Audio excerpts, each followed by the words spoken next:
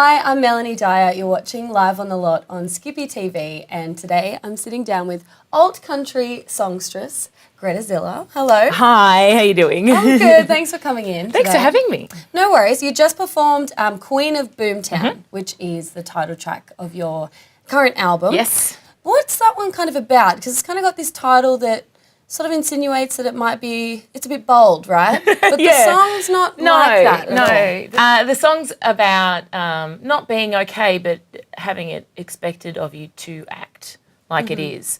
Okay. Yeah, that's what the song's about, really. So did you grow up sort of in like a small town? Where did you come from? I came from, it's not even a town, it's an area. Right. There was a plaque, that's all that was in my town. Really? Yeah. So it's a blink and you miss it Yeah. drive through. There's no like, you are now entering and thanks for coming to. There was none of that. There was just a road. Oh gosh. See, my village where I grew up. village? There's a village. Wow. It's a village. It did have a hall and a little school and a lovely. sign. So I guess Yeah, it was like bustling metropolis compared to where I grew up. just missing the roundabouts and traffic lights. Basically bustling. Okay, so yeah, the title track, it's sort of like got this hidden meaning, and the songs were so versatile. Like the styles that you sort of sing in on the album are very different. I think like your mixed taste in music is really interesting. So where did that kind of like come from? Where's your inspiration for your writing and your styles? So I this album sort of is a reflection of the music that I grew up listening to. I lived an hour from a town, and there wasn't that much choice for me with what I listened to growing up. And my mum was really the DJ, and she loved music, and she would have us listening to everything from Aretha Franklin to Edith Piaf and Pavarotti, and we would listen to Rage religiously when Rage was good. Yeah. Can I say that? Sure, why not? Back in the day, and we had these random, mixtapes of like 70s and 80s like pop music and rock and stuff, when I didn't really listen to country, and I came to country a lot later. So my sound is really influenced by, the mixtape. Yeah, of the your life. mixtape of my childhood. Yeah. So that's kind of where the album sort of sound is from. Yeah, it's really good though that your mum was like so into music as well, and you had it there at the ready. Yeah, it was funny. She never could clap in time, or it was not a So she wasn't exactly musical? No, I was the weird kid of the family. I grew up in a farming community, and I was the one that was off in La La Land playing a violin when she was 3, and Oh my gosh. everyone else was out farming and stuff, and I was the music kid. Oh, there's got to be one in the family. I'm that one as well. the weird one. The kooky one.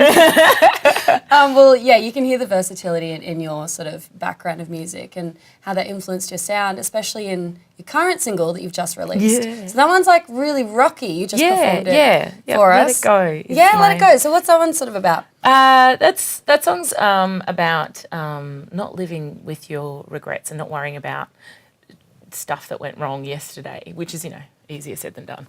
Yeah. But you got to try and let it go. Yeah, and we songwriters do not really let things go either. No, we draw back on that inspiration. Just bring it up time and time again. Wallow in past miseries. Yeah, it's all for the art, We suffer. And this album, though, it's incredible, and it was nominated for Alt Country Album of the Year at the Golden Guitars. Yeah, it was. That's amazing. Isn't it great how country is open now to so many different styles of music? Yeah, and it's accepting a bit of everything. Really good. It's really good that they've got the 3 categories now. So we're not, not that we shouldn't be, but it's not that the rest of us are competing against the Lee Kernigans and the Troy Cassadaleys and the Casey Chains, and even though, she won my category, but we're not necessarily competing against those top tier artists that, you have to be up there to be nominated. You can still have a really good album and people still really appreciate it. Yeah. And still get recognised for it. Yeah, exactly. And I think that, there needed to be space made for more people to be recognised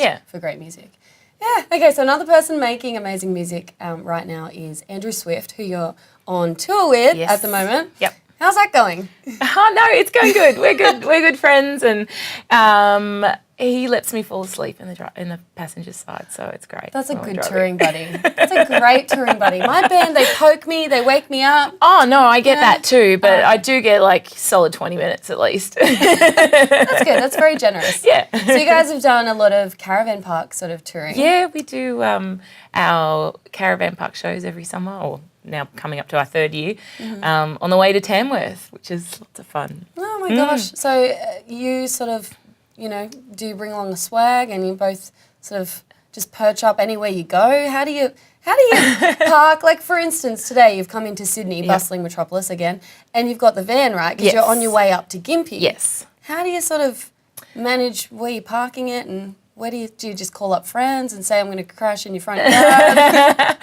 So for the caravan park shows, we stay on site, and Andrew has his little teardrop caravan, and I have a swag and a mattress. And it is so luxurious. Yes. It's great.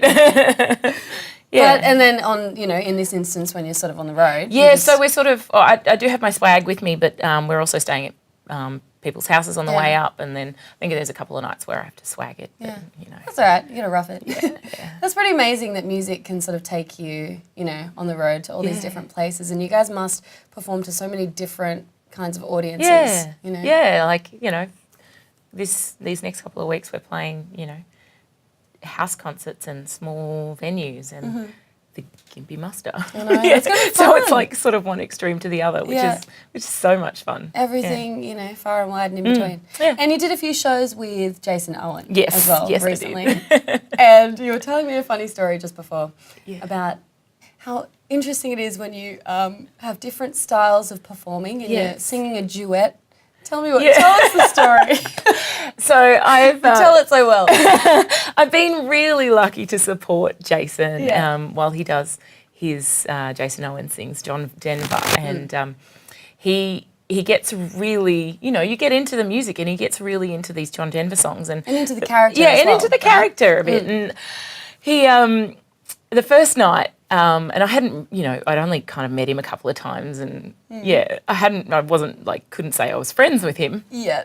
But the first night we were doing the rehearsal, and this was like just before the show, and we're doing sound check, and we're singing this song called I'm Sorry, which is really earnest and really, this heartfelt, I'm sorry for being a jerk song. Yeah.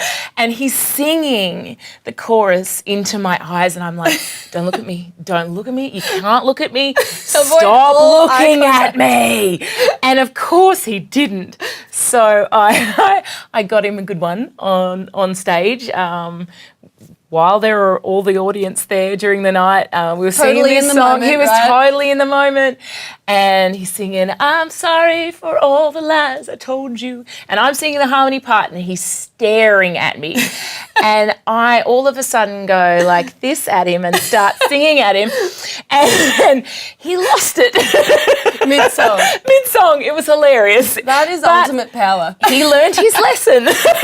And he will never do it again. He will never look at me again. And you may never tour with him. That's that one. Yeah, no. All right, so what are you doing up at Gympie? What's planned? So for Gympie, I am doing a couple of band shows. I'm also doing a Songwriters in the Round. Fun. Yeah, with Travis Collins and John Williamson. Oh my gosh. Yeah. I know. How are you going to even concentrate? I don't know. Like they'll be singing and then you'll be like, I'm up next. But I was so enveloped in their songs. What am I going to sing? Yeah, it's a little. I'm really excited and a little bit overwhelmed about being on the same stage as John Williamson. Like you don't. Like I didn't think too much about it until the list was finalised. But then I was like, oh my gosh, I used to sing his songs in the sing book when I was 8. Yeah. He's been around for so long. He's such an icon in Australia, and I get to sing my songs with him.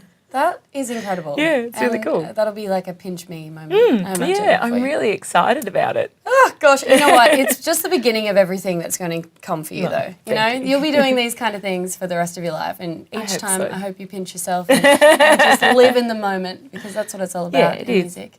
And anyway, congratulations on your amazing album. Thank you. Queen of Boomtown. You've got another single maybe coming up. Yeah, maybe soon something. after Let It Go. Yeah. I love the clip for this one, the lyric video. It's like super neon. Yeah. It's like real alt country, like you're walking down Nashville. All the lads. I have my friend Jasper Hollis, who's done all my artwork, everything that you see that's arty, he has done. Mm-hmm. And I said to him, do you reckon you could try a lyric video? And that's what he came up with. He's only done a couple. It's so good. It's really good. Super, yeah, I was super into it. I just want to know all the words now. And the guitar solo, he's super proud of the guitar solo bit, which is just a guitar zoomed in and out. Fantastic. That's all you need. Yeah. And what about next year, just quickly, Tamworth? Are you doing the Tamworth Country Music Festival? Yes. Again? It's sort of like It's a given. It's a pilgrimage that you make every year. Yeah. Yeah. So I'll be there. Nothing set in concrete yet, but yeah, I'll definitely be there playing. Awesome. So if we sort of go to your website, maybe your Facebook. Yeah, or if you can spell Greta Ziller, you can find me. I want to know, is that your real name? Yeah, it is my real name. That's your real name? Yeah. That's an amazing stage name. I feel like your mum just knew you were bound to be a star one I day. actually did, I was studying classical voice at Melbourne Uni and like that was the one question people asked me and were envious because they were all like, I'm the age of the Amanda and the Jane. Yeah, just the plain. Yeah.